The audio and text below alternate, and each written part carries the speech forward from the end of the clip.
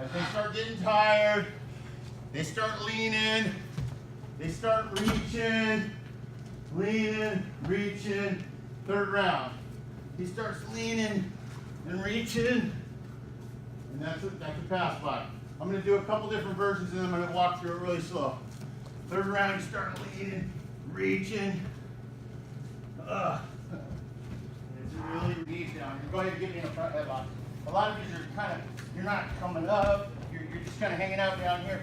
But we just showed you a stand-up slide by, which is this hand here, above the elbow, this post out.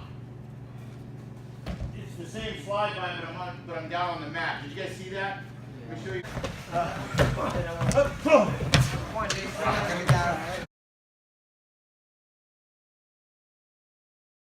Hey guys, great job today. Hey coach, here's a team frisbee for the rest of the room. Woo! You guys a little bit. You know, coach really cares about you guys' success, and I know he cares about your success on and off the mat. Okay.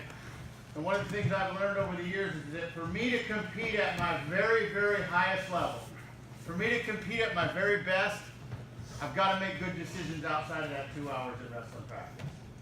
I got to go out there and make it a lifestyle. I got to make good choices at night. I got to hang out with good, positive people that are encouraging me so that when I step on the mat, I can compete at a higher level. 15 years ago, where I was rolling cigarettes out of the ashtray in downtown Portland, checking into a homeless shelter, guys. It all started way back when because I didn't have the courage to say no. I didn't have the courage to say I want to be a state champion. I want to do something better in my life. I want to be the best version of myself I could be. I didn't have the courage to say no. So I understand what it's like when you're in that situation and your buddies are drinking or smoking and doing drugs. I understand how hard it is. It's a difficult situation. One of the hardest things you guys will have to face is making the right choice at that time. You know, a lot of kids are out there vaping on those vaporizers. You know, smoking on those little vaporizers, man. It is a no-win situation, you guys. That's where it all starts. You get started down that road, it's hard to get back, man. I'm a prime example of having a hard time getting back on the straight and narrow, where I wanted to be. I was a high school athlete, man. I had a good upbringing, good family values. Got caught up in some drugs, and pretty soon it got away from me, and I couldn't get back to that straight road that I wanted. And it took 15 years of my life. 7 years locked up in jail and prison. And sitting in a homeless shelter at 34 years old with the clothes on my back, trying to figure out where to go. I don't want that for none of you guys, you know? And it can easily get away from you, you know? You got to make it important.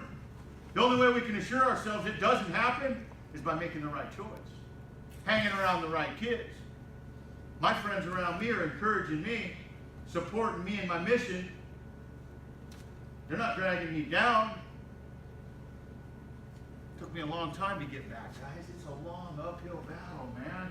I spent 15 years trying to rebuild my life back. And it's an incredible comeback story, guys. It's an amazing story, yeah. You know, going from homeless to become a 5-time All-American national champion, nationally known motivational speaker, Emmy Award winner, Prism Award winner, Richard Jensen Award winner, Inspirational Award. I mean, those are all good hardware. They show hard work. They show dedication. They show I never gave up. But at the end of the day, man, I spent 10 years chasing a national championship, and it eluded me for year after year after year. And that's after taking a whole string of losses one year. I know it's hard to get up off the mat when you're taking losses. Hard to look at your teammates. Hard to keep moving forward. Hard to stay in the fight, man. But you stay in the fight, you keep moving forward, you're becoming a better person, you're becoming a better athlete, you're getting to know yourself better, you're becoming a better version of yourself. The win's going to come over time, man.